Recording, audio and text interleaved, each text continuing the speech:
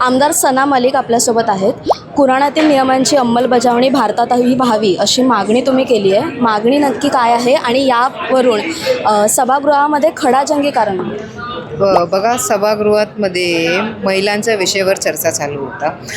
काही 3 महिलांचं घरस्फोट आणि त्या पतीच्या अत्याचारावर काहीच देवयानी फयांदे जे भाजपाचे आमदार आहेत त्यांनी काही इश्यूज रेस केलं होतं. पण शेवटच्या वेळी त्यांनी जेव्हा प्रश्न विचारला आणि पुढचं पाऊल काय असेल सरकारचं त्यांनी विचारलं, त्यांनी एक स्पष्ट सांगितलं की मुस्लिम महिलांवर अत्याचार होत आहे आणि मुस्लिम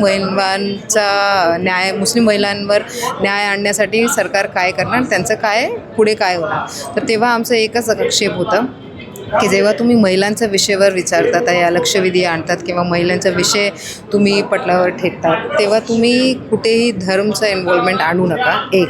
दुसरा, त्यांनी पॉलिगामीचा रेफरन्स दिला आणि पॉलिगामीचा रेफरन्स देण्याच्या वेळी त्यांनी ॲज अन एक्झाम्पल पाकिस्तानला साईट केला.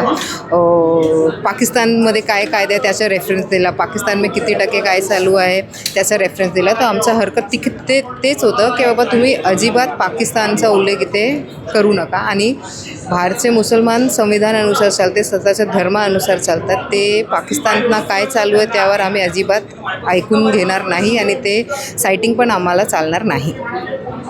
काही दिवसांपूर्वी आत्ताच अधिवेशनाच्या काळात भाजपच्या मंत्र्यांनी किंवा आमदारांनी देखील असं म्हटलं आहे की सना मलिक असू दे किंवा रईस शेख असू दे यांनी पाकिस्तानात जावं जर त्यांना तिथल्या नियमानुसार.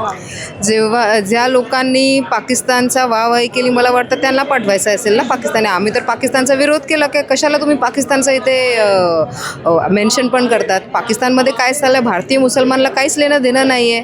त्यांनी पाकिस्तानचा वाहवाही करून काहीतरी 2-3 लॉजचं सायटिंग केलं, काही त्यांचं आर्बिट्रेशन सेंटर चालू आहे किंवा ग्रुप चालू केला आहे, काय चालू केलं आहे त्यांनी सगळे मेन्शन केलं.